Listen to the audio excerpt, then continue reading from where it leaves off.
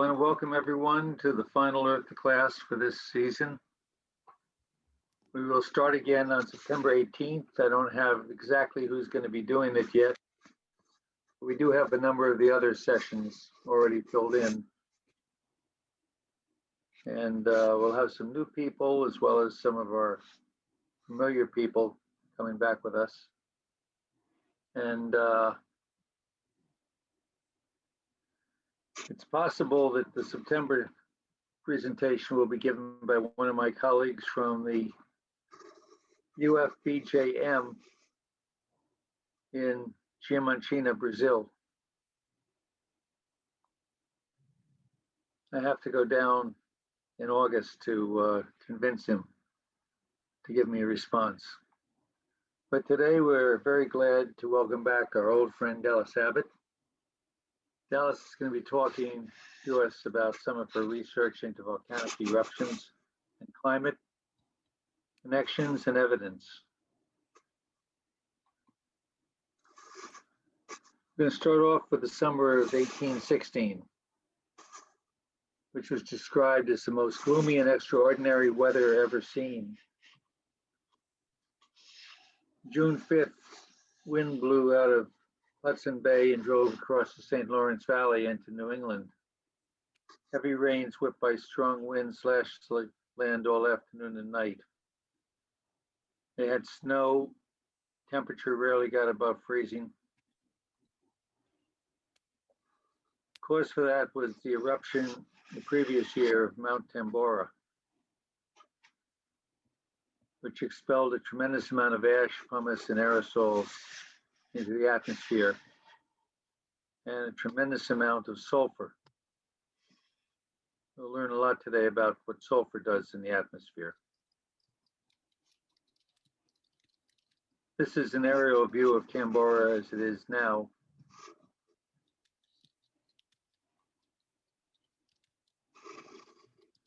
But some of the things that Tambora did as we reconstruct it is that it reduced ice in the North Atlantic in 1816, in 1817. So the British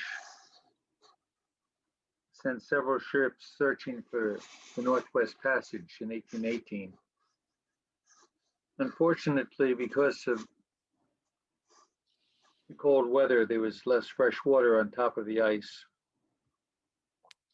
And the Atlantic meridional oceanic circulation brought in warm, salty water, which melted the ice. So many of the ships eventually, as it got colder again, got trapped, and many of the sailors on the ships perished. On the other side of the world, in India, a cholera mutation spread and eventually spread across the globe for one of the most severe cholera events. In China, starvation caused the farmers to start growing opium as a cash crop. And this eventually led to Golden Triangle and the Opium Wars. And in Italy, a group of young English friends who had gone there decided, because it was so cold that they and had to stay inside, that they would have a contest and write a story. Mary Shelley was one of these people, and she and her friends participated in this. So she created a story called Frankenstein, or the Modern Prometheus. Another thing that happened is that because of the dust in the atmosphere, it became possible for some people to look at the sun with the unaided eye and actually see sunspots. This is recorded in many parts of the world. Chinese astronomers were able to see the sunspots because of the flowing dust. Another volcanic eruption that created a lot of effects is Krakatau in 1883. This is one artist's rendering of the eruption of Krakatau. Krakatau is down here in the area of Indonesia. And the noise from the eruption was carried in the atmosphere around the world and heard in many parts of the world. It produced red sunsets and blue sunsets and green sunsets around the world as light from the sun was refracted by the dust blown up into Krakatoa.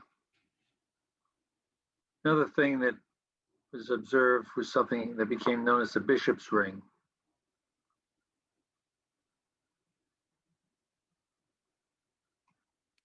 It was named after Reverend Sereno Edward Bishop, who was a Hawaiian missionary.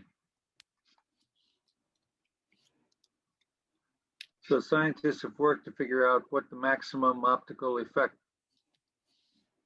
from the sulfate is, and many times the sulfate, when it eventually settled back down, was deposited in ice cores. We'll talk more about ice cores a little bit later.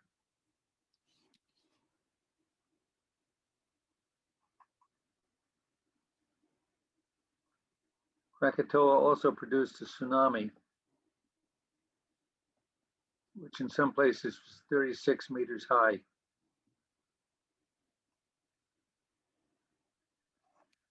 The main year we're going to be talking about right now is 536 AD, which was called the winter that never ended. A lot of interesting things happened at that time. About 100 years ago, Rome had fallen, but there was still a city there and still some wealth. So a group came down from farther north in Europe called the Vandals, and they sacked Rome in 536. By that time, the main power was not in Italy, it had shifted over to Constantinople, the Eastern Roman Empire.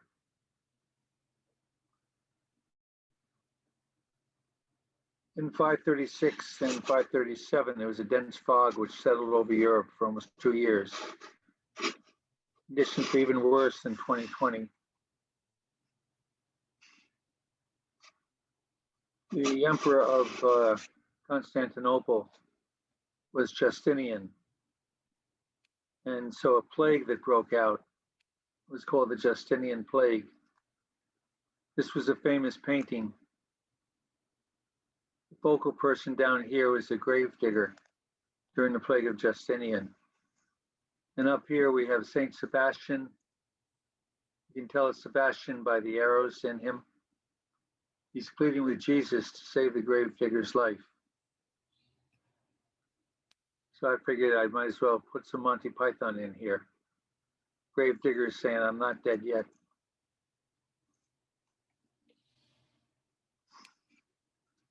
Across the world in 536, there was also a tremendous amount of famine as the crops failed. This is not from 536, obviously. It's much later, 19th century art. But they don't have too many pictures of famine from 536.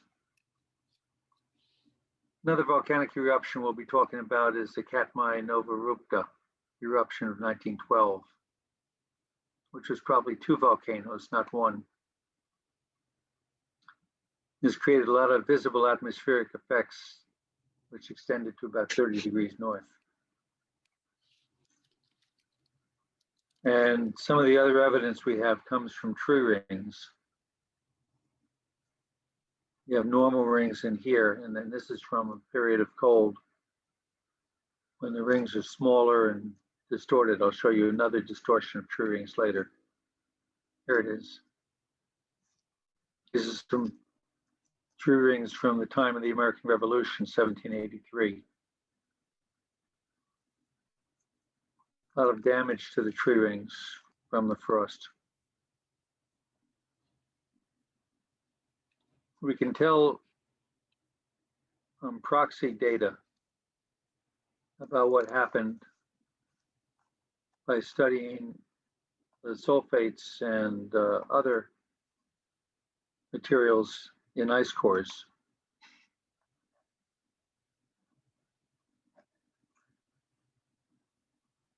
And if we change the size of the sulfates droplets, it has an effect on the optical effects.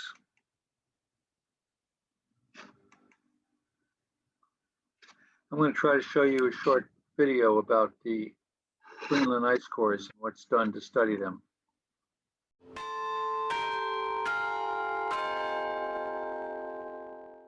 One of the best ways to understand the Earth climate system as a whole is to look into the Earth's past and to look at different time periods in the Earth's climate history when greenhouse gases were at different levels. How much of the difference is really explained by the greenhouse gases themselves, how much is explained by other factors. The ice cores are among the best records to answer those questions. We collect ice cores both from Greenland and Antarctica. These are the two biggest ice sheets in the world, and the two ice sheets that contain really very, very old ice. If we drill down to the base of the Antarctic ice sheet, in some places ice has been recovered that's as old as 800,000 years. And so we drill ice cores to get this ancient ice to look at the record of Earth's past climate. I had a background in chemistry, and I kind of wanted to get a better understanding of the dynamic system of the Earth. We can learn a lot about the climate by looking at the air and the ice. We can learn about how wet or dry it used to be. We can learn about how cold or hot it used to be by just analyzing what geochemical proxies are in the air or ice. What you're looking at here behind me is a system that will take large volume air samples that are extracted from the ice. This is a system that essentially is a major step in the processing of samples on their way to getting measured for carbon-14, for getting these answers about questions like the past solar activity. Just recently we returned from an expedition to the center of the Greenland ice sheet. We were outside of Summit Station, and this is one of the most remote sites in the world. The question I get the most is, how cold was it? The first night we were there, it got down to -40, which is the same in both Fahrenheit and Celsius. What we have here are boxes of ice cores from our recent expedition to the summit of Greenland. This particular set of ice cores is going to be used for carbon monoxide analyses also. These ice cores will get us back to about the year 1800 AD, so to the start of the Industrial Revolution, and we'll be able to really see the full history of carbon monoxide in the Northern Hemisphere and how it's changed over the course of the Industrial Revolution. What we're really trying to do is just get a better understanding of the changes that we're observing on the planet. Because this climate change is not black and white. The Earth is a very dynamic system, and we can't study it in place, so sometimes we have to look back at proxy evidence and indirect evidence to gain a better understanding of how the Earth has been changing. It's very important to understand how the climate system works so that we can predict where it's headed, and so that we can with confidence predict what are the conditions that would cause the system to really spin out of control. A production of the University of Rochester. Please visit us online and subscribe to our channel for more videos.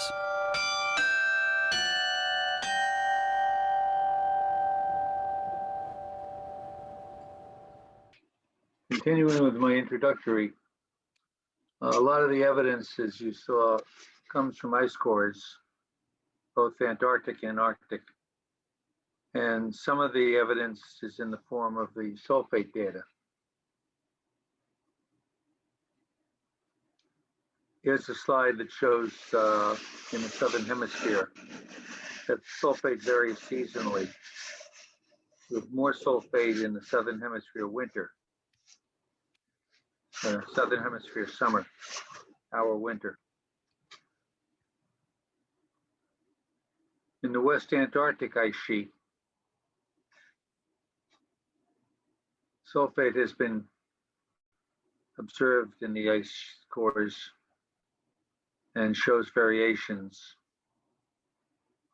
This is from relatively recent stuff in the 20s and 30s, and no, Renee, I don't remember it.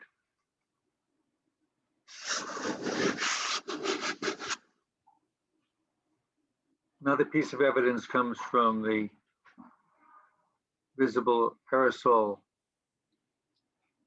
in the atmosphere, which have been observed by satellite since the 1990s.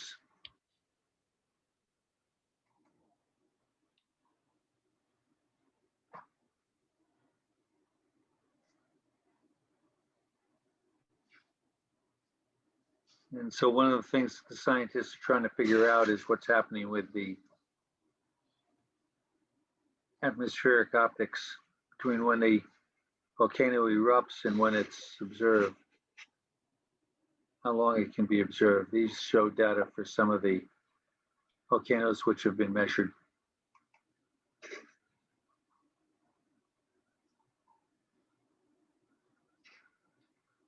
The column over here on the right is the volcano explosivity index, which gives some sense of how strong the volcanic eruption was. The highest shown here is Tambora, which was a 7. Mount Pinatubo in Philippines in 1991 was a 6. And satellite studies allowed us to tell something about what happened to the eruption cloud at Mount Pinatubo, how it spread out over the next several months across latitudes.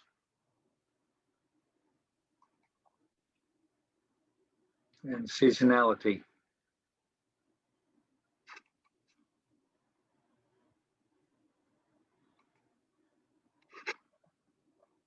So I'm going to finish this up now so I can turn it over to Dallas. But one of the things you notice is the data are noisy. Continents affect the cycles, and dust coming from China deserts and mines that burned coal also affect the data. So as this is being studied, scientists are able to manipulate the data, taking out peaks in the sulfate and subtract the uniform average of background sulfate of about 15 parts per million. So here are some of the data.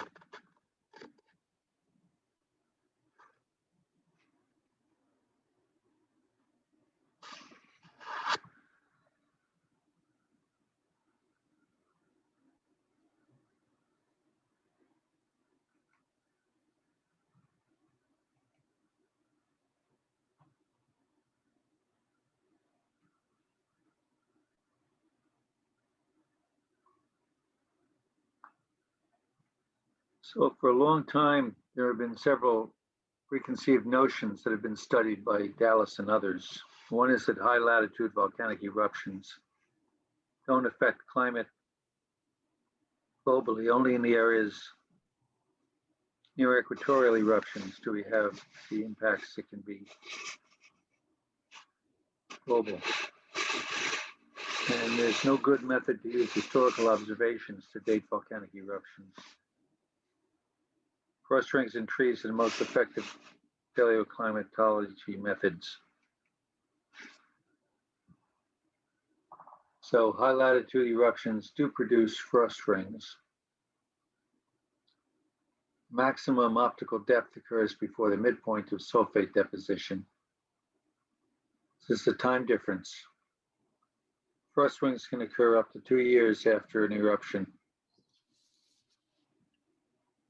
And light rings may be better to use as they average over several months rather than a few days. So I'm going to end here and turn it over to Dallas. Okay. Let me get my share screen started.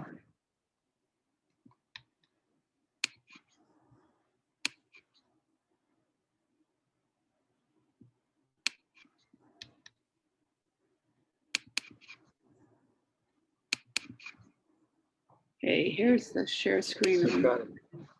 Get it to do. Can you see it well? We can see it. Do the okay, now it's really large. Can you see that? Yes. Okay. So basically, yeah, I see you use a lot of the stuff from my last presentations, which is good because it's a good background. And I'm going to use some of the same slides, but not very many. So basically, what I'm trying to do is, see if this, maybe I can't do this. Oh, I see here. So here are the mysteries about this time period, 536 to 556. Basically, the tree growth effect in 536 AD, or I'm calling C from now on, is ranked the highest. So here's tree growth. This is change in temperature from tree rings. And you can see this is actually the worst in the last, not just 1,000, 2,000 years. It's worst in the last 2,500 years. So it's really, really big. But when you look at sulfate forcing, basically it's ranked 18th. So the question is, why is the tree growth effect so large, but the sulfate forcing is really not that big? And that's been something that people have been wondering about for a long time. And because the bottom line thing has been that people think that sulfate forcing is the most important thing governing climate effects. But in fact, as I'll show, it's not the only important variable. And also the sulfate data only shows 3 large eruptions around 536, 538, and 541. Here I'm talking about the period between 536 and 541. And also I've looked at, so one way that you could get a lot of climate cooling is if the sun was less active than usual, but in fact it was more active than usual. And if you go and you look at the tree growth again, you can see, okay, there's a slight blip in 533, and this is sort of what's the normal, of course, is this 0 line. And what you can see is that basically it doesn't go back to normal till about 556. So there's this huge time period where, according to looking at the sulfate record, you see something in 536, you see something in 541, and then in my data, you don't see a whole lot in 538. So the eruptions that are considered like major eruptions, there's only 2 of them. And yet you have this really long period of where the climate, where the tree growth was certainly affected quite a lot. And then from our data, why were there so many low latitude marine microfossils deposited between 535 and 543? And I've got a lot more on this stuff. Okay, so here we are back at the tree growth. So this is normal again. So you've basically got this extended period of 20 years when the trees were growing very slowly. And it can't all be explained by sulfate forcing from 2 or maybe 3 major eruptions. There might have been another eruption around here that's not in my data set. It won't work. And also the climate effects from volcanic eruptions, they typically last no longer than about 4 or 5 years. So again, you've got a problem that there just aren't enough eruptions at least in the conventional measure to explain this. And here's what, this is just the climate system. I wanted to show you this because the equatorial cells are called Hadley cells. And then you have, so basically you can divide the Earth into cells with one cell along the equator, and then the equator to 30 north is one cell, the 30 north to 60 north is another cell, and then 60 north to the pole is another cell. So here's where Tambora was. And you can see it's below the equator. And the interesting thing about the Tambora eruption is that it didn't, the climate effect from that eruption, the Tambora eruption was in the spring of 1815, but the year without a summer was like 18 months later, or over a year later, sorry, it's a year and 3 months later. So so basically the records in New England, farmers recorded that about in April of 1816, it was like a normal winter in 1815, 1816. And then all of a sudden it got really cold. And then for the rest of the year, basically there was not a single month in New England where there wasn't frost. And so you can see where Tambora is. And so the climate effect for Tambora, which was below the equator, was most felt, more than a year later. And then these are the areas where in 536 and half of 537, the sun gave no more light than the moon. So this is Rome, this is Constantinople, and this is Mesopotamia. And you can see it's all in this sort of mid-latitude circulation cell. And these are volcanic eruptions that they've proposed as the source of the climate cooling. But I'll tell you right away, I have a program where I matched the compositions of the shards they found in the ice core with data from these volcanoes and a whole lot of others. And basically only this one, mono craters, holds up, and these two don't. So, but the data that they have from the ice cores definitely indicates that there were on at least 3 mid-latitude eruptions that caused the dimming. So that data is, that data is robust in the sense that the chemistries are sufficiently different that it makes sense that there were at least 3 volcanoes. But I'm going to argue that they've only found one of them. So, and maybe not even that, because when I looked at the geochronology for monocraters, even though there's a very good chemical match, it doesn't really fit very well in terms of the ages. I couldn't find any ages which suggested, like there's another way to kind of guess which volcanoes were the big ones that erupted then, and that is with cryptotephra, where they look at bog cores. And basically there's no cryptotephra layers in North America, or you can see the way the winds go. There's some stuff from bogs in Newfoundland. There's nothing would suggest that any of these 3 volcanoes had particularly large eruptions in 536. So again, it's a problem. And what I'll say is that, we're matching major element chemistry, so you can get a lot of volcanoes matching. I got matches with about, I don't know, at least 30 different volcanoes. So you need another way to sort out what happened. So here's the data that I'm using. This is the NEEM ice core. Those are the ones that the analyzed shards came from. And then we have data from the GISP2 ice core, which happens to be probably, they're still using it. Even now, they've now got a chronology that goes back to the beginning of the Holocene. And in the Northern Hemisphere, they're only using GISP2. So it definitely has the best chronology. So here's the time lag thing. Mike showed my other picture. So this is from Tambora. So this is the yellow is the Southern Hemisphere data, and the red are the Northern Hemisphere. The red dots are the Northern Hemisphere data. And what you can see, and this plot starts at the date of the eruption. So, and let me just, I don't know, can you see the bottom? I can't. Okay, so basically, so here's when the eruption happened. And here's the sulfate deposition in both the Northern and the Southern Hemisphere. And you can see, and here is the time when you had the maximum dimming. So what you can see is maximum dimming, and they found this in North America because it turns out if you dim the sun quite a bit, you can actually see sunspots. And the Chinese have periodic dust storms, so that's why they had one of the best sunspot records, because they were this. You can see sunspots with naked eye. So this is when they think the maximum dimming was from Tambora.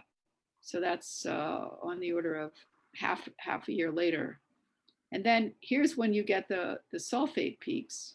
So those are pretty much a year later. So you get the maximum sulfate peaks, which is maximum sulfate deposition, remember, a year later. And then here's the tree ring effects. So the tree ring effects this is 1816 and froze to death. And then the trees are also still seeing effects from this eruption more than 2 years after the eruption. So people have tried to say that tree rings and light rings are telling you the dates of the eruptions, but in fact they're offset often by a year, at least for equatorial eruptions. So here's Tambora again showing this. And so I've separated out the northern and southern hemisphere. And note that this is the background sulfate deposition. So note that the sulfate in the southern hemisphere doesn't go below background levels until like 3 years after the eruption. So that's one reason why you can get climate effects, up to 4 years after an eruption, because you still have extra sulfate in the atmosphere. And so these are the light rings. And also notice this, originally they were, oh, sorry, these are red diamonds are frost rings, and this is a light ring. So you got frost rings in 2 years, and then you had a light ring, but the light ring didn't happen actually till 2 years after the eruption in this case. And frost rings, what you need to get them is you need to have the weather be cold for like about 3 days during the tree's growing season, whereas the light rings, which they're now using more often, to produce a light ring, you need several months of reduced growth, presumably from, it could be from cold temperatures, it could be from less water, but they're considered a more robust indicator.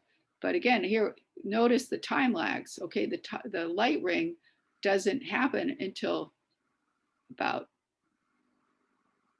2 years after the eruption. So again, the tree effects, at least for these equatorial eruptions, they're really can be much later. And here's Novarupta Katmai, which Mike showed you. Now this is a high latitude eruption, and everything happens faster with high latitude eruptions. Part of it is just the atmospheric circulation is faster, like sulfate falls out faster in the northern hemisphere. It turns out there's also some effects of seasonality of the eruption, but this was an eruption that was in early summer. So it was at a time when you would have the maximum effect in terms of climate, because you get your maximum insolation on trees in the northern hemisphere in summer. And here what you can see is that everything's right on top of each other. The maximum optical depth, the light ring, the frost ring. The sulfate peaks are still offset by 8 or 9 months or almost a year. But basically you're still got some time lag, but certainly for the frost rings, it's not very long at all, which I think is not surprising, because the eruption, I think it was in June. It was really just about the time when you're getting the most sunlight, especially at high latitudes. And a lot of these tree ring data sets come from quite high latitudes. Some of them are from Siberia and places like that. We also have tree ring data sets from bristlecone pines, which are in California. So, but definitely above 30 degrees of latitude. This is the tree rings are telling you what's happening to the climate above 30 degrees. So here's the data from the GISP2 ice core. These are some pictures of the things which I'm interpreting as volcanic glass shards, and I'm doing it based on two things. One is just their visual appearance, and the other is their chemistry. So I have EDS analyses, which are semi-quantitative analyses, but it turns out that they're good enough so you can tell what rock types you have. So this is what you would call a classic bubble wall shard, this number G. You can see that all of these have curved fractures. So that was what we looked for first. And here's another one that's kind of a classic bubble wall shard. And then this one, I don't know how well you can see it, but this one is, and a lot of them have vesicles. Here's some vesicles you can see. And then this one, number I, is just, that's super vesicular. So, and here's another volcanic glass. This is a piece of diatom. So, so I looked at these things, and wherever we had an image, I looked to see if they looked like they were a piece of volcanic glass. And then I looked at their chemistry, and pretty much the things that looked like they were volcanic glass, especially something like this, the chemistry always turned out that it was, in fact, a piece of volcanic glass. And we also, here's at the 535, 536, we also at some levels, I think that there was, the 535, 536 level had the highest level of carbonate, and we could see this two-way. We could see it visually. This is like just a picture of, these are carbonate cleavage ROMs, and here's a 10 micrometer scale bar, and there are like over 1,000 in this picture. And then these are carbonate that look like, they look like nanofossils. They look like either coccoliths. This looks like kind of like a mini 4M, maybe a baby 4M or micro 4M. And then here's just a, so this is the 536 level, and it's just got 535, 536 level, and it's just got, there's all kinds of debris. And here it is where I'm just showing all the debris, and here's where we've separated out the things that look like marine microfossils. So that there were, and D, this is a Thalassia astrupi, which tends to be fairly low latitude.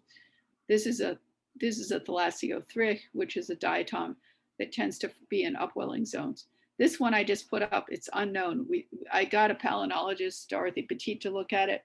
We've posted on listservs. We still have been able to find out what it is. But it's silicious, and we think it's biological. We just don't know what it is. So if anybody can figure out what it is, it'd be great. And here's a picture of some of the fine calcite, the blow up. And so here's a 1 micrometer scale bar. And you can see that these are all pieces of calcite. We can we analyze some of them, and then we can tell from, how bright they are, because this picture was taken in backscatter mode. They all have a similar brightness. And so basically anything that's less than half a micron, and you can see that a whole lot of this stuff is less than half a micron, it can stay up for years. It's considered an aerosol, basically. So there's a lot of fine aerosol carbonate. Now, here's the modal ash size from eruptions as seen in ice cores. The only data that's really good is the data from Antarctica. Bess Kaufman did this work. She used to be at Lamont. I don't know if she gave a talk for you. So basically, when they're doing this work, they have a particle size analyzer, and they dissolve all the carbonate. So this is diameter. Now this is the sort of background dust, this 5.1 micrometers. And then unfortunately they don't analyze anything larger than 10 micrometers. I really wish they did, but what you can see is these are all eruptions that are known to be tropical, even though they haven't, in 2 cases they've identified the source volcano, Kuwe and Tambora. And then in the 1258 one, they know it's tropical because basically the sulfate signals are pretty similar in both the northern and some other southern hemisphere. So they're big sulfate peaks at the same time in the northern and southern hemisphere. And what you can see, so these are the modal glass sizes, and they're between 3 and 5 micrometers. So they're really small, but they're definitely different than the modal glass sizes of the background dust. So these are particle mode. And so these are 1258, Kuwe, and Tambora. So and this is sort of this is the mode. And then here are 2 southern high latitude eruptions, because this is an Antarctic ice core, Buckle Island in 1261. So what you can see is that basically I use 9 micrometers. basically, and I had to use mean glass sizes because I don't have enough data to do modes, but I used a cutoff of about 9 micrometers as the difference between if you have a tropical eruption and if you have a high latitude eruption. And I think it's pretty good for large eruptions. The biggest problem, this was a big eruption, and here they're estimating that the mode is at 12. This one was actually a fairly small volcano.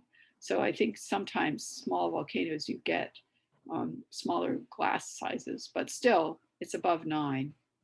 So I'm using this to kind of tell me which eruptions were high latitude, higher latitude, mid latitude, and which eruptions were tropical, just based on glass size.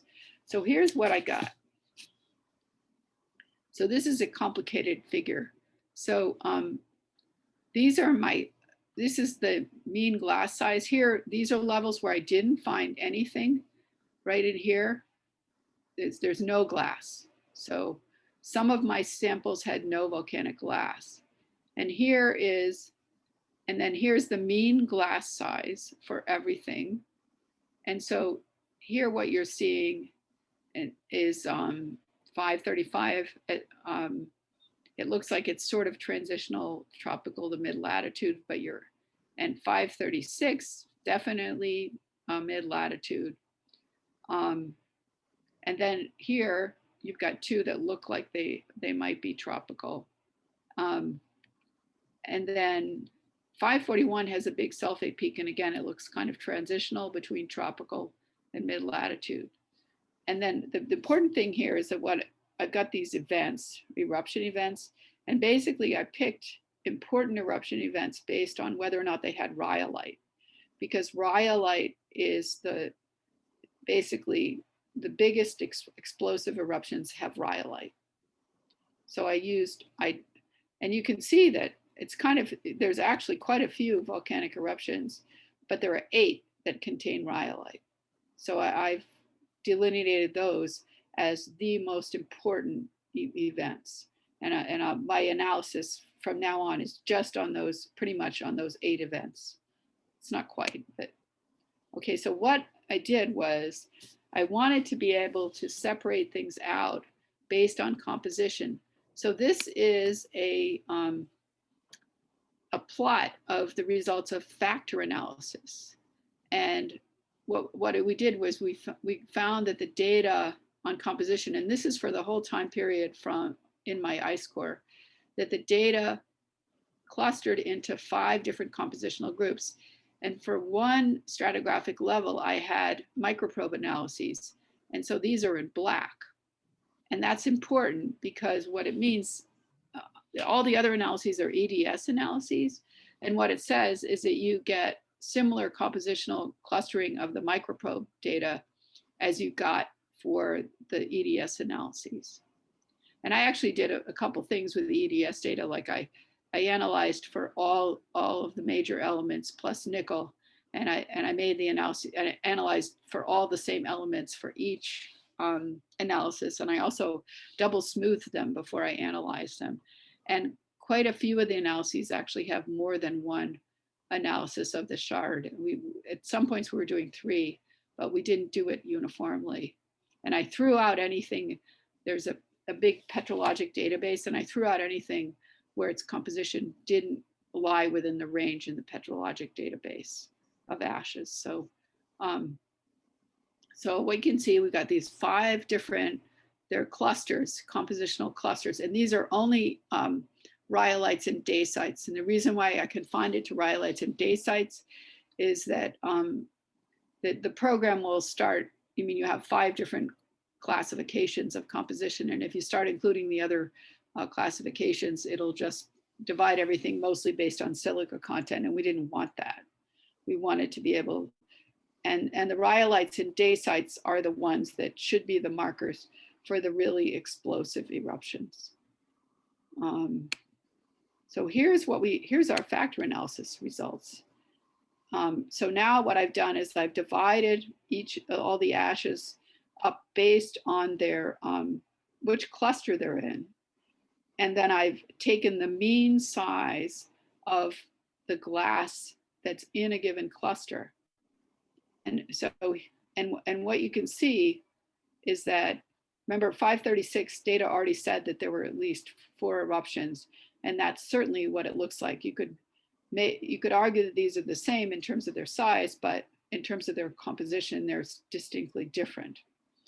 And there are several, and what you can see is that all of a sudden, you've got quite a few more events that look like they're equatorial. I'd say the ones that aren't rhyolitic, the smaller size, might just be that they're minor eruptions, but the ones, all these ones, the E1 through E8, which have a rhyolitic component, when you get something that's really small, I think it's telling you that that it's a major tropical eruption. So all of a sudden we're getting, remember from the original sulfate data, they thought that there was 1 tropical eruption here and 1 tropical eruption here, and that was it. They didn't, and all of a sudden we're getting all this data, which is suggesting that in this time period, there's a lot more tropical eruptions than people ever suspected.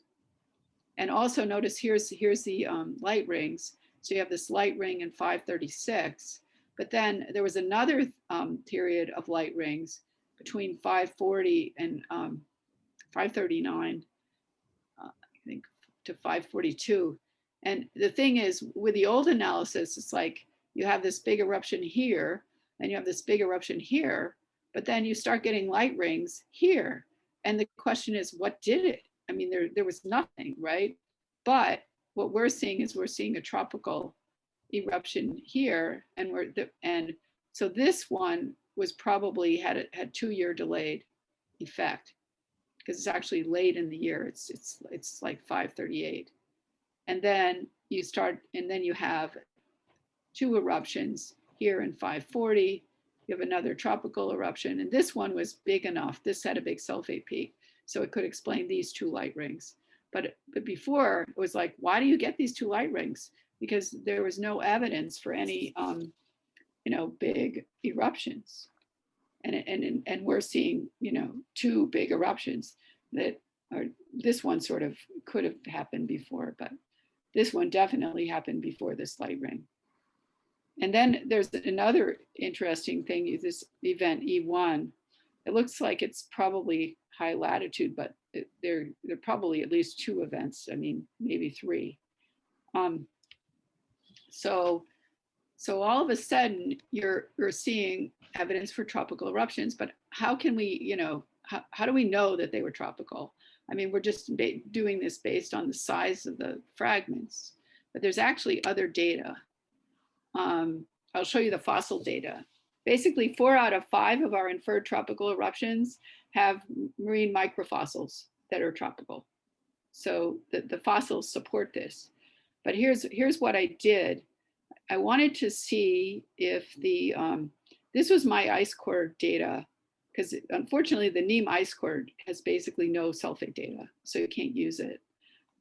So I went back to my GISP2 data, and you can see a peak here in sulfate. But look in this first event, which had a reduced tree growth. There's like the sulfate is way low here, but there's a sulfate peak in Antarctica. So if you look back, and what I did here, it turns out that from Bess's work, she figured out that the ash arrives about 4.5 months later than, not with the time of the maximum sulfate peak, but the sulfate starts to go up after an eruption. It goes up very steeply. And if you differentiate this curve, this is the point when the sulfate curve, it's above background and it's steep. So that those are those, whoops, go back. So what I did was I basically took this point, calculated this point. This is southern hemisphere sulfate. And I calculated when it was 4.5 months plus or minus 1 month later.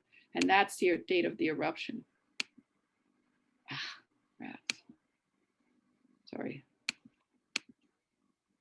So these are the eruption dates. And then I looked at, these are the depositional dates of the glass shards and the ice core, but I moved them because basically, based on other chronologies, that you would move them by up to 2 months.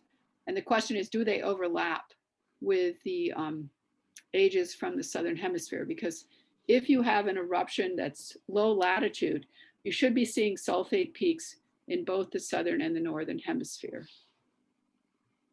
And here you're not seeing your, and the ones which I inferred were equatorial based on overlaps and the glass shards are these. So it's E2, E3, E4, E5, and E7. And when you do that, you can use, you've got one set of ages, you've got another set of ages, and this is the overlap. So you can actually date the tropical eruptions at time pretty precisely. And that tells you a lot of interesting things. And so what you're getting is you're getting low, so this is the mid latitude, your tropical. So, and then one in 536, it looks like you also had one high latitude eruption, like really high latitude, because the glass shard is like 40 microns. So, something like Iceland. But it could be anything that's in that upper latitude Hadley cell, above 45 north. So basically, you had a lot of pretty chemically distinct eruptions. And another thing, I forgot to say this, look at this. Are these the same eruption? It can't possibly be. Here's why. Because the glass falls out pretty much after about 6 months. And these time slices are on average about 8 months long. And so this glass is bigger than that glass. So it has to be from a new eruption. And in each case where you have the same chemistry, the glass from the later time has a larger size. So it absolutely cannot be the same eruption. So here I'm going to just go through so here's event 1. This is event 1. And this was one where, remember, see, there's a little downward trend in tree growth in 533. And so it looks like event 1 is composed of 3 different eruptions.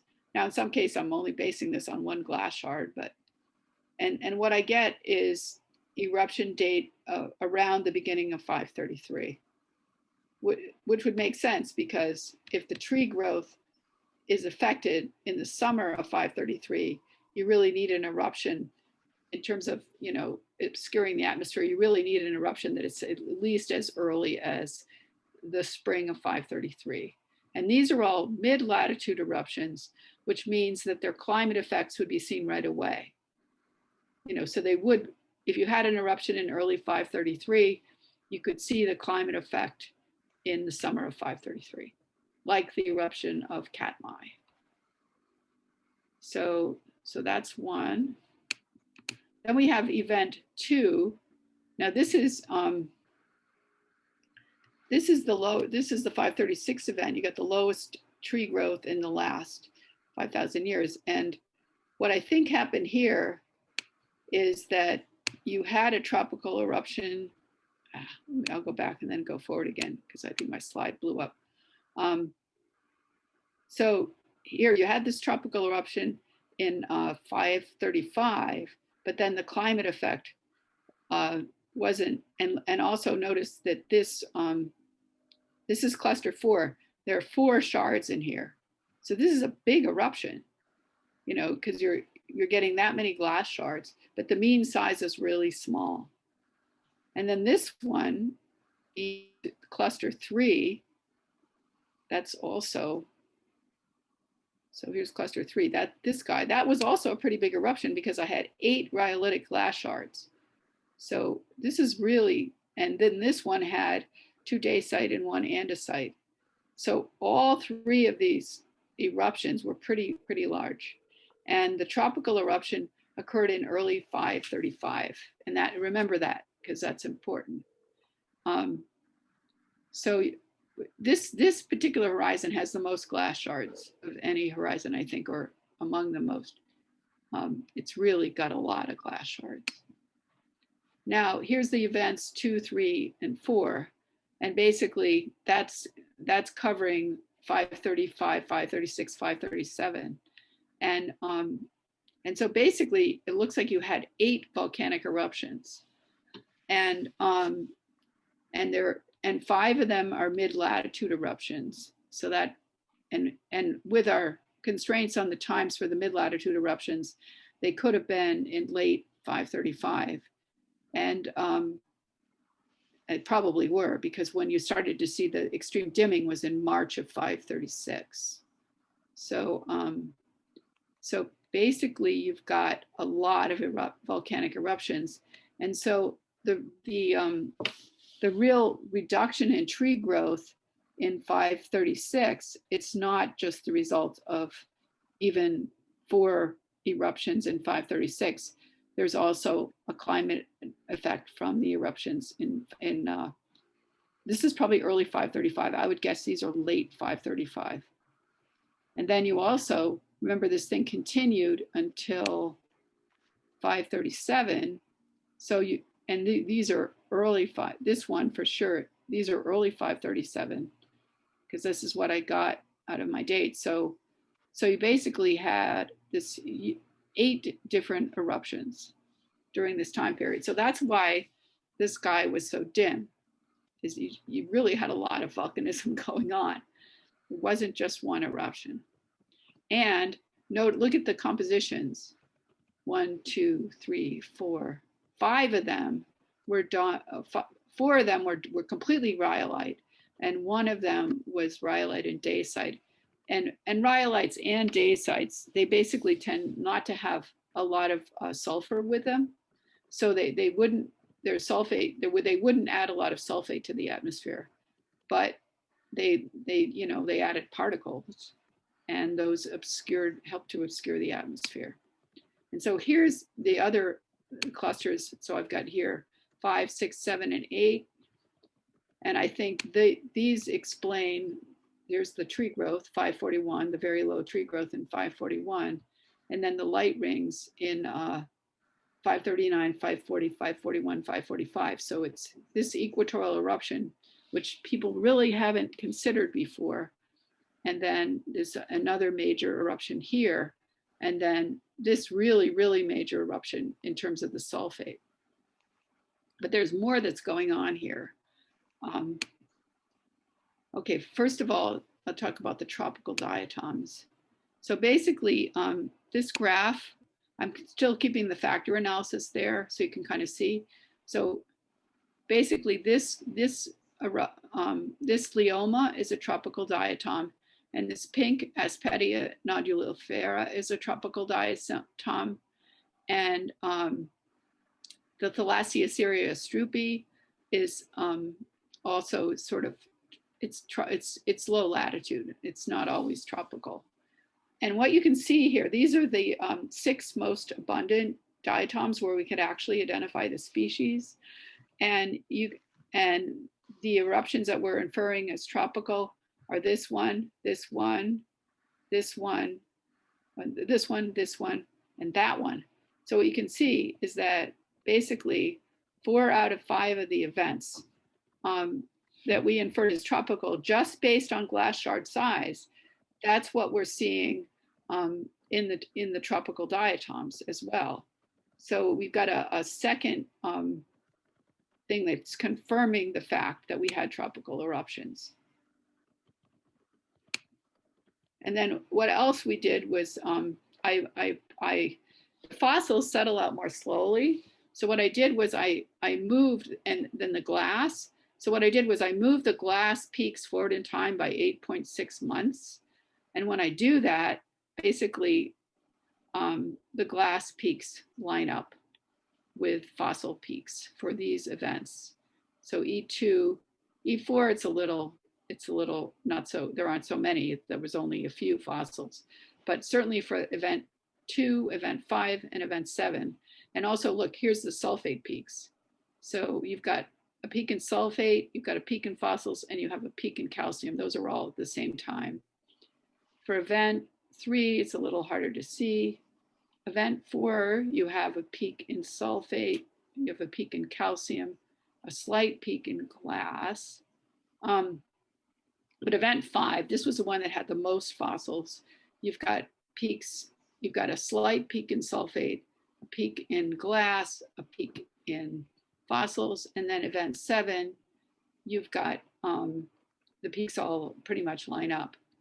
I mean, since we don't have that finer time scale, so you basically can see here that 3 out of the 4 inferred tropical events, you've got this lineup in peaks.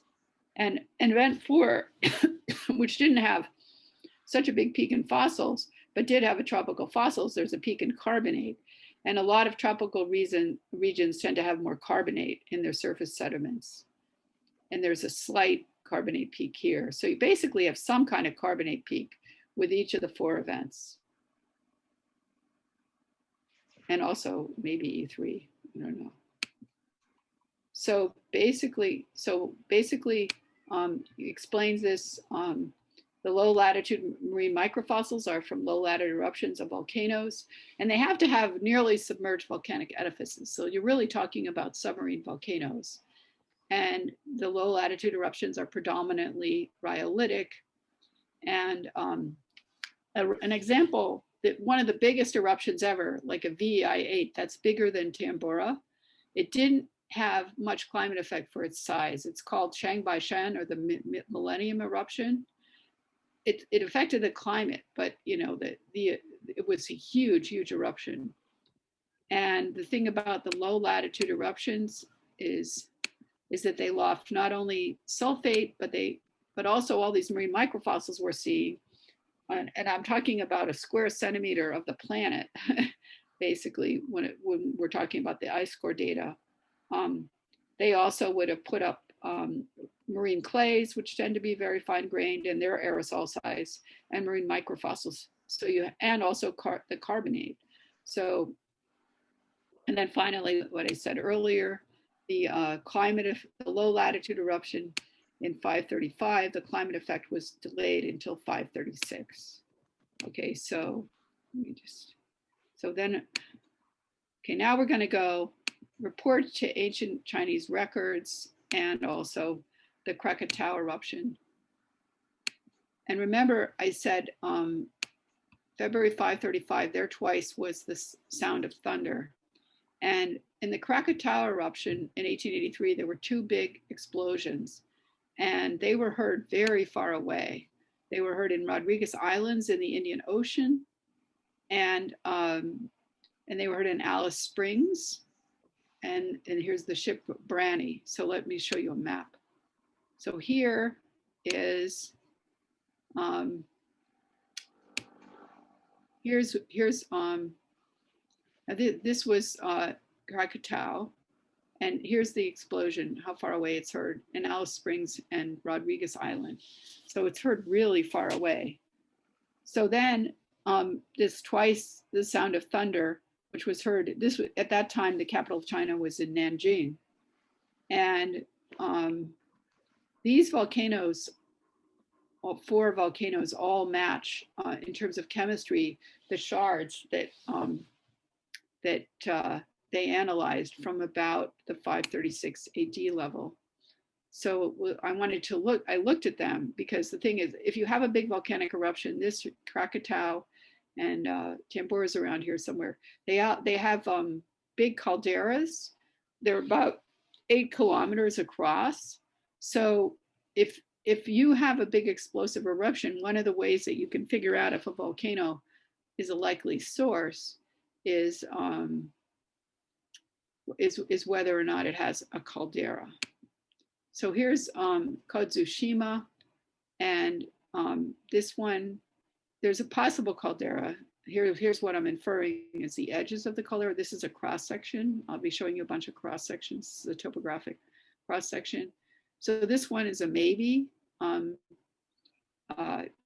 caldera is a little small, only 6 kilometers. Then PIP, which this is the very high latitude one, and this one is an actual chemical match.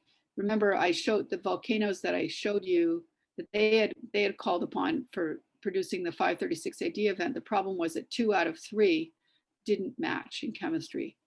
So here's the Pip volcano, and this one has a really nice caldera, and it's about 6 kilometers, and it's deep. So this one is one that we need to look at a little more. We're going to try to get some dates by looking at deep sea cores near these, because these eruptions in the 6th century just aren't dated, or at least not in places like the Aleutians. And then the one that was the best, so this is a 6 kilometer wide, oh no, actually this is 8 kilometer wide caldera. And this one is also close enough to Nanjing to deposit visible ash. And there was also an account in early 537 where there was a rain of ash in Nanjing. And there aren't very many volcanoes that will be close enough to deposit ash in Nanjing. And this is one of them. And in this case, the data, the geochronology for this volcano does permit a 536, 537 eruption, but look at the age constraints, like, 2 BC, and then the overlying ash has an age of 893, or overlying the ash layer. So it's not at all well constrained. So it's possible, but definitely not a home run in terms of. So here's what we've got though. So all of these 4 volcanoes whose chemistry matches what we see in the ice core and are close enough to Nanjing to have produced a bang. And in this case, these 3 are close enough to have produced visible ash in Nanjing, which was seen in early 537.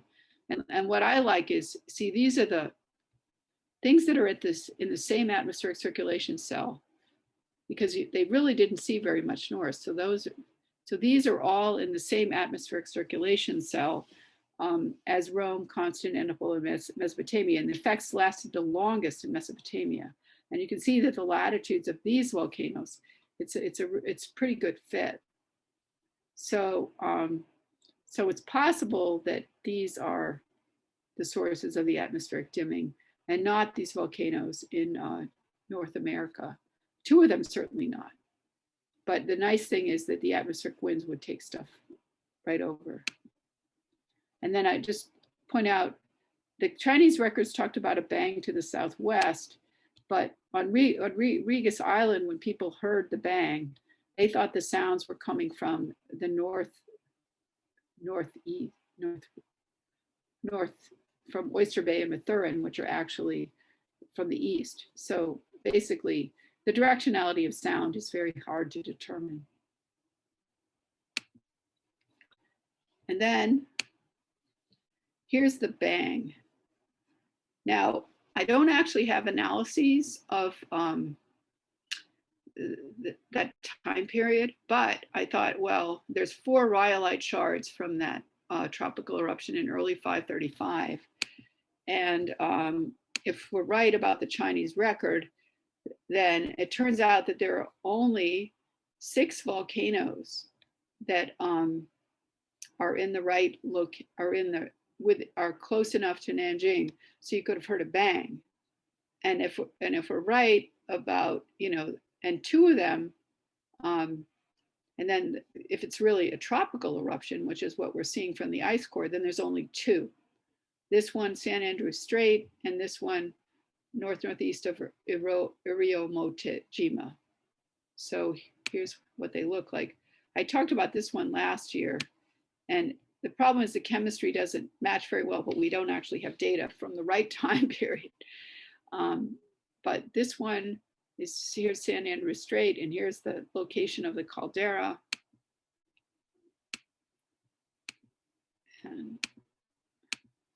And here's a cross section. You can see it in the. So there's actually been some recent volcanism on Lu Island, which is why it's still sticking up. Because something that would happen in the 6th century, most of it would be submerged. You can see these kind of smaller islands around it. And here's a topographic cross section. This is And you can see there's something that looks like a caldera, and this is about 8 kilometers wide. And you can see that here it's kind of all smooth, and the reason why is because nobody's done a really good bathymetric map of this area. So the only place you get really good topography is where it's above sea level. So here's another cross section of the caldera. And here you can see again, it's on the order of maybe 9 kilometers. So it's a big enough caldera. It's sort of a Tambora-sized caldera, and it's definitely submarine. So this might be the source. 8 to 9 kilometers wide, similar width to Tambora. But we also looked at this other one, which was the other volcano at a tropical latitude. That this it's northeast of Tajima, so it's this thing, this feature here. And again, this actually has a bigger caldera. It's on the order of 10.5, 11 kilometers wide. So we're going to try to get data from this summer to see, you know, what the composition, because there's no data from this volcano in my database. So basically, other effects. Remember, we have these tropical eruptions, right? But we're not seeing a whole lot in the northern hemisphere sulfate. So here's E4 and E5. We're seeing something, but not really big sulfate peaks. What I was able to do is I was able to estimate, because I got to see how well constrained the times are of these eruptions. It's better than what you get from just the knowing that there's glass in the ice core. So basically, I get that these were most likely wintertime. These 3 eruptions, E3, E4, and E5, these 3 tropical eruptions were most likely in the wintertime.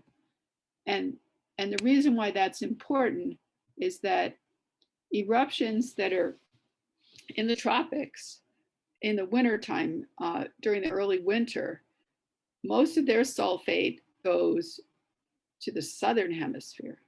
So the sulfate peaks are relatively larger. And notice that this has the largest northern hemisphere sulfate peak. This one, and this one have smaller sulfate peaks. Now, the sizes of the sulfate peaks it's a little confusing, because in the northern hemisphere, you tend to get more sulfate deposition. So, but the relative sizes of the sulfate peaks are pretty high in the southern hemisphere, particularly for these 2 events. And the thing is, if you have an eruption in the wintertime, more of the sulfate goes to the southern hemisphere. And there was the 1808 unknown eruption. And basically, for a long time, they didn't realize that they didn't realize that it was an equatorial eruption, because the sulfate peak was so much larger in the southern hemisphere ice cores. But eventually, they found historical records which showed that the volcano was in the northern hemisphere. It was in South America, and between 0 and 15 north. And this eruption, the so-called unknown eruption, because they still have definitely identified the volcano, it produced climate cooling in the northern hemisphere. So they think the 1808 eruption was on the 4th December, 1808, plus or minus 7 days from the historical records that they found. So what I think happened here is that you had tropical eruptions, these 3 tropical eruptions, but their sulfate peaks aren't particularly large, and particularly these 2 in the northern hemisphere. And the reason why is because the eruptions were in the wintertime, and a lot of the sulfate went to Antarctica. So that's why people, you know, when they were first talking about this stuff, they were mostly using the data from the northern hemisphere. So I think that's why you get the climate effects, but you don't see so much sulfate in the northern hemisphere.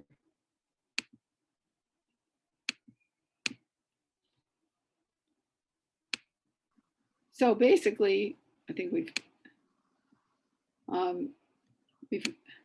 we've made some progress. Basically, the climate downturn from 536 to 536 had multiple causes, multiple volcanic eruptions, and really I'm talking about 536 to 542. And we had we had 4 tropical submarine eruptions, and the rhyolitic eruptions, they lofted a lot of fine dust and ash, but they produced a very subdued sulfate signal. And also the source volcanoes near China, the 536 CE tropical eruption was dominated by rhyolite. And I looked at the whole database for Holocene volcanoes, that's the last 10 or 11,000 years. And there are basically only 2 submarine tropical rhyolitic volcanoes that are close enough to make a bang that would have been heard in Nanjing. So we're going to look at both of those volcanoes more carefully. And basically the biggest climate downturn in the last 2,000 years in 536 CE is partly driven by a tropical submarine eruption the year before. And also, of course, the fact that there were multiple mid-latitude volcanic eruptions at the same time. But none of them, since they were dominated by rhyolites and dacites, none of them produced a very big climate effect. I mean, not big climate effect, very big sulfate peak. They produce a big climate effect, but not a big sulfate peak. So that's it. Do you have questions? Everybody can unmute now if you wish and ask any questions. Alice, thanks for another wonderful talk, which shows the complexity of scientific research and the progress that you're making on this is interesting. Yeah, I really want to get some way of figuring out how these EDS analyses, if I could kind of way to standardize them so that they would be more like microprobe analyses, then I could really figure out which volcanoes were the most likely source volcanoes. But we're just going to work on trying to find the tropical volcanoes because we have the diatom assemblages from each of those areas. So we're hoping that'll help us to narrow down which volcanoes are the likely ones. Okay, everybody can unmute if you haven't already and ask any questions. Yes, it's Richard. Can you hear me? We hear you, Richard. Yeah, okay. I just wanted to get an idea how these volcanoes form. Are they submarine and then they emerge for a time period and then collapse as a caldera? Yeah, exactly. That's exactly what happens. Like with Krakatau, it was in the Sunda Straits, and part of the edifice was submerged and part of it was subaerial. And it's erupted since then. And so they have Ana Krakatau, which is son of Krakatau. So there's actually a volcanic edifice in the middle. But if you look at topography, you can see the old caldera from the 1883 eruption. But most of it's underwater. I see. Okay. Yeah, because I'm wondering, because you get microfossils, they come from the sea. The eruption brings these to the surface. Is that how what happens? Yeah, I mean, I've thought that maybe if you had pyroclastic flows that entered the ocean, that might also do it. But most of the volcanologists don't like that idea. And I'm finding that there's enough submarine volcanoes so we can probably explain it. There's actually quite a few. Most of the submarine volcanoes on the planet turn out to be pretty close to China and I've also talked to other scientists who are modeled the atmospheric stuff. Let me see if I can get back to this figure. And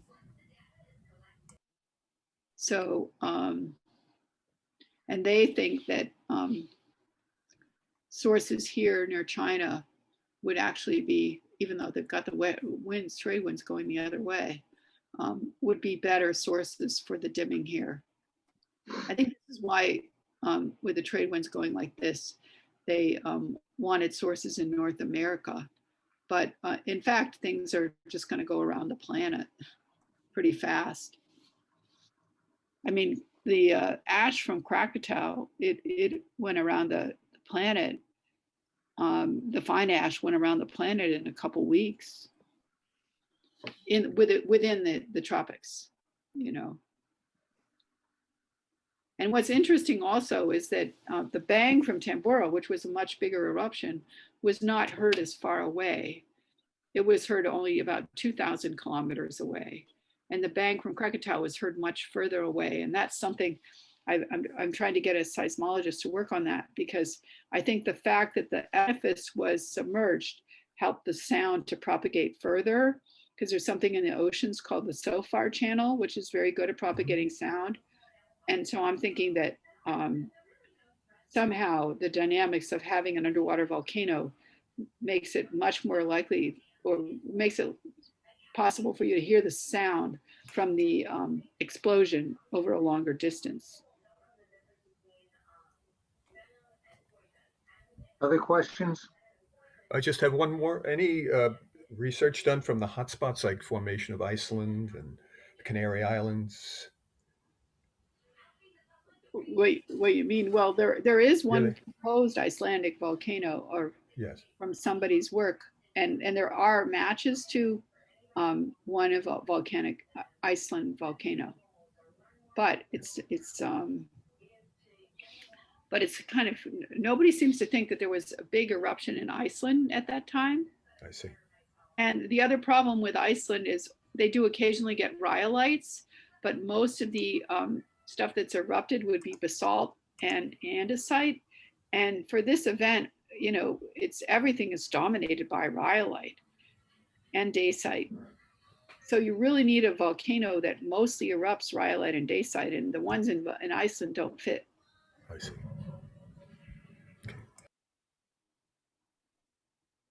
Anyone else?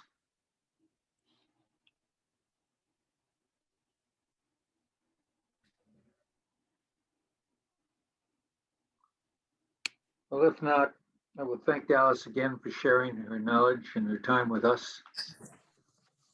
Margaret? Thanks for attending, you guys. Okay, stay well, everyone.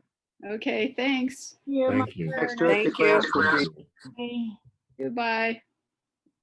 next Earth2Class will be in September, so I'll send information out starting in August.